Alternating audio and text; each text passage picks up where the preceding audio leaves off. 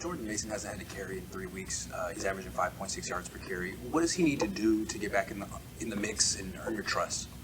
If that's the issue. Why would that be the issue? I don't know. I guess it's confusing for a running back who's so efficient to fall out of the mix. I was wondering what he would need to do to get back in it. Two guys in front of him would have to get hurt to get more. There's three of them.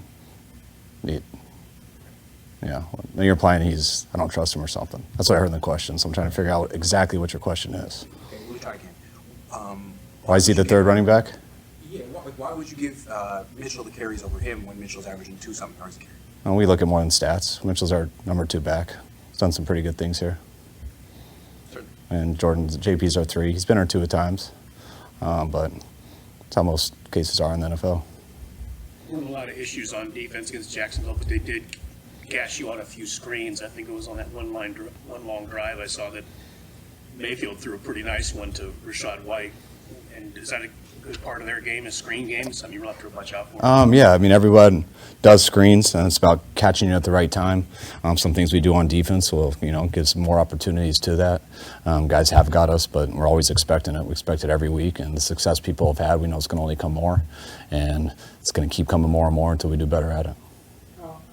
Wilk said yesterday that, over the line, he did a few things with coverages to get a little more sticky and just disguise things a little more on the back end. Obviously, he's been doing this a long time, as a secondary guy. It's not like he didn't know this stuff before. Is that just an example of him getting more familiar with what he inherited and the personnel and the best way to use it? I think, yes, but I think he does that every week too, sometimes more than others. Depends on what quarterback you're playing, how you tie in the whole scheme together.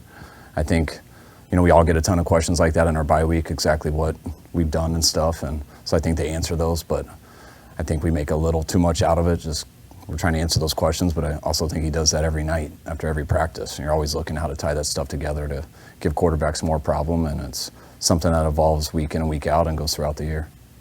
Who's ever on playing for Zakel's roster spot yet? Can't remember. No, I think we're sticking with 52 right now. Yeah.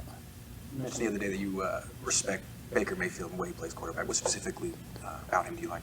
Just watching how he plays. You watched him last week. I mean, how decisive he was, how he gets rid of the ball.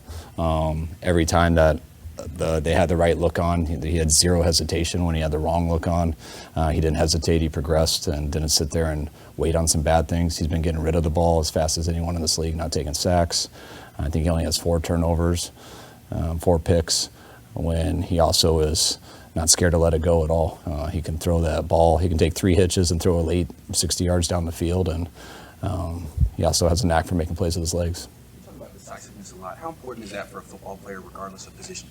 Extremely. Yeah, all positions. Game moves too fast for anyone to sit there and think about stuff. You got to be able to react, whether it's preparation, whether it's just instinct.